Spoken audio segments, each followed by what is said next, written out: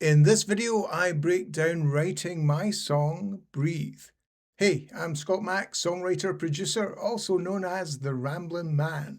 This is a song where I started with a bunch of lyrics. It was a bit like the way Bob Dylan writes songs. There were some verse ideas, there was some lines, and some phrases written on a piece of paper. So no title, no chorus, no structure at all. And the final song structure actually ended up being quite unique.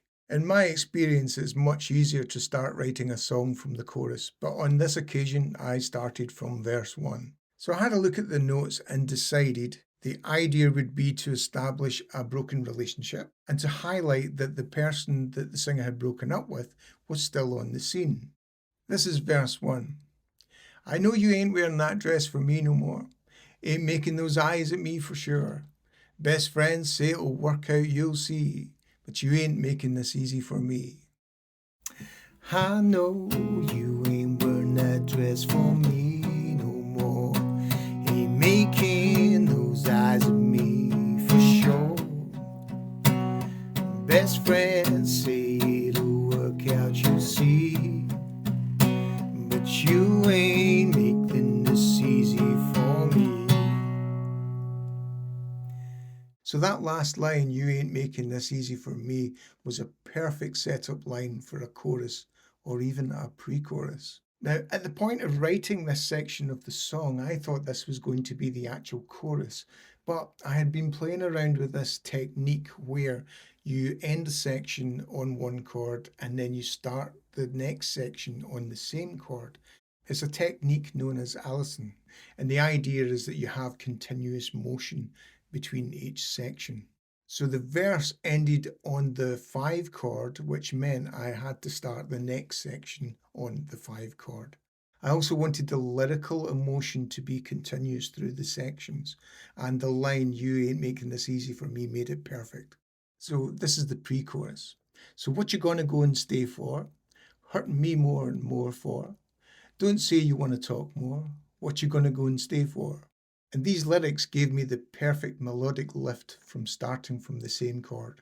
So the pre-chorus goes like this. So remember, we've ended the verse on the 5 chord.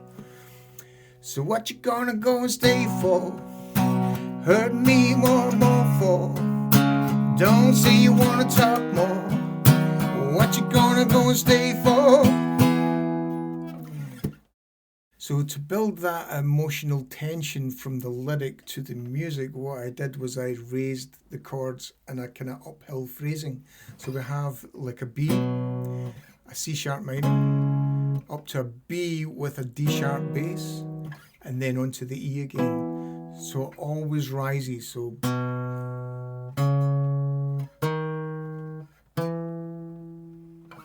now, I thought this was going to be the chorus, but the way it was rising, it felt like it needed something else to go after it. It needed some kind of explosion. So I stayed with the rising chord idea and then pulled a few more words from the lyric sheet I had. And this is the chorus.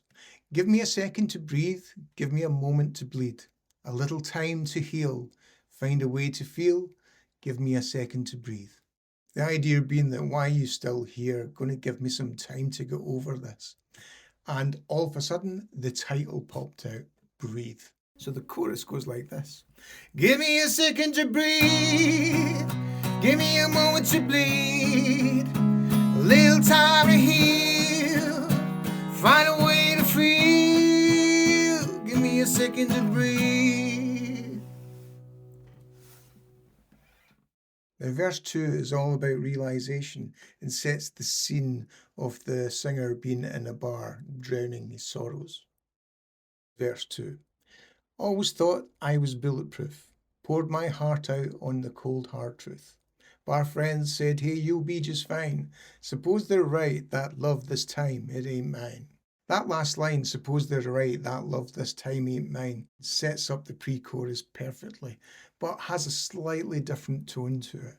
It's that realization that it is time to move on. This then takes us back into the pre-chorus with that slightly different tone. And this is verse 2. Always thought I was bulletproof. Poured my heart out on that cold hard truth. But friend said, hey, you'll be just fine. Suppose they're right, this love, this time it ain't mine.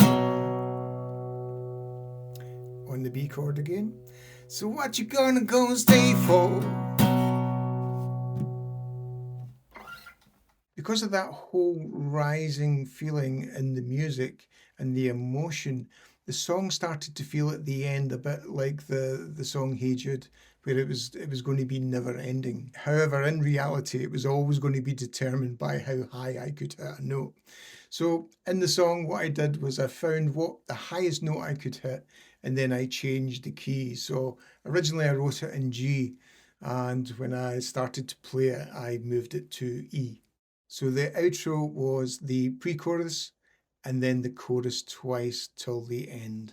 I hope you've enjoyed this songwriting breakdown and my process for the song Breathe. Once again, thanks for listening, tuning in, and I'll see you in the next one.